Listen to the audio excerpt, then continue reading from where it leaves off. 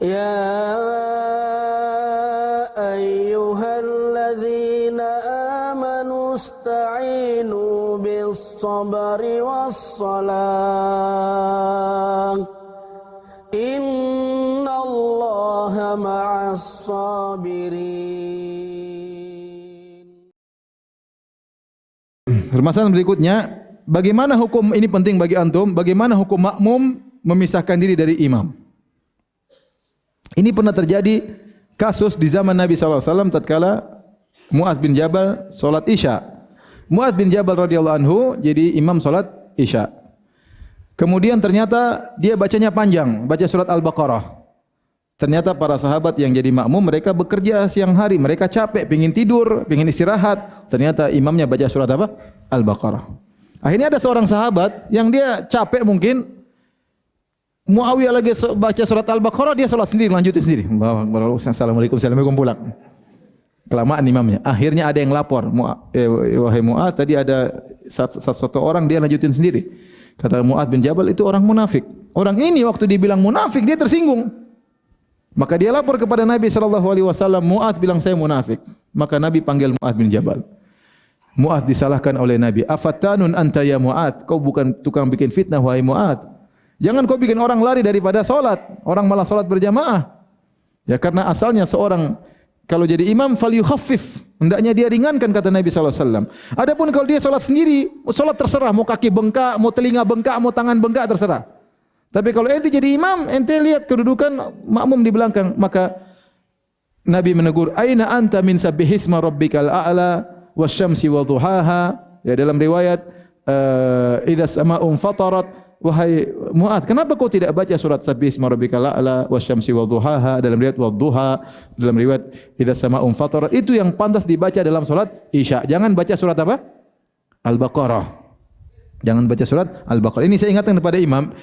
Wahai imam sekalian, kalau antum jadi imam, ingat, antum jadi imam itu untuk salat buat makmum, bukan tempat murojaah jadi imam ya. Murojaah jadi imam baca satu surat, subhanallah. Orang di belakang gemetar ya. Rakaat pertama baca, ya kalau ente di pondok enggak ada masalah, ya, tapi orang terbiasa. Tapi kalau di masjid umum, rakaat pertama baca surat Al-Mulk dari awal sampai akhir, subhanallah. Rakaat kedua Nun wal Qalam dari awal sampai akhir. Ya orang tidak biasa ya. Saya pernah pergi ke suatu tempat, saya sholat, kemudian salah seorang ikhwan jadi imam. Ya sudah, saya jadi makmum. Ternyata dia baca surat satu sendiri rakaat pertama. Saya sih biasa, tapi saya, aduh gimana masyarakat nih? Setelah sholat saya ngomong sama temannya, itu gimana? Ini memang biasa gini. Iya Ustaz, itu yang kita nggak enak mau bilang sama dia. Bacain terlalu lama. Sebagian orang itu kalau datang lihat dia langsung pulang ke rumah.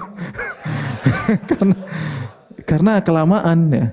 Ya kalau bacanya misalnya enak seperti murotal Arab ya enggak apa-apa. Tapi kalau bacanya sudah enggak enak, panjang lagi, tersendat-sendat di tengah jalan, waduh ini bikin stres orang di belakang ya.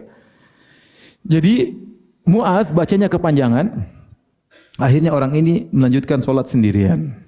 Apakah Nabi menyalahkan orang ini? Jawabnya tidak. Dari sini para ulama mengambil faedah, kalau ada orang dalam kondisi terdesak, dia boleh memisahkan diri daripada imam. Boleh. Misalnya gimana? Misalnya dia sholat, dia takut muntah nih. Kalau dia lanjutkan dia bakalan muntah, sudah kerasa ini. Dia nunggu imam masih lama, dia tahu imam ini lama. Maka kalau dia lanjutkan dia bakalan muntah, maka dia boleh selesaikan apa? Sendiri. Paham? Boleh. Contoh lagi misalnya dia sholat ternyata dia ngantuk berat. Sama seperti tadi.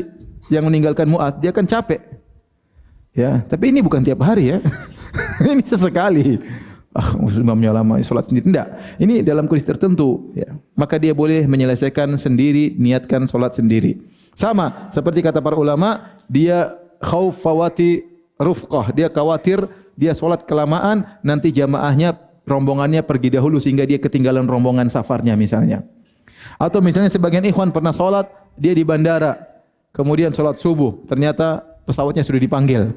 Imamnya kelamaan ya. Atau namanya sudah dipanggil. Fulan, Bapak Fulan, ditunggu ya sudah, salat aja sendiri. Assalamualaikum langsung kabur. Enggak apa-apa. Di dalam kondisi terdesak, kita boleh memisahkan diri kemudian kita salat apa? Sendiri. Ini penting bagi antum sebagai makmum.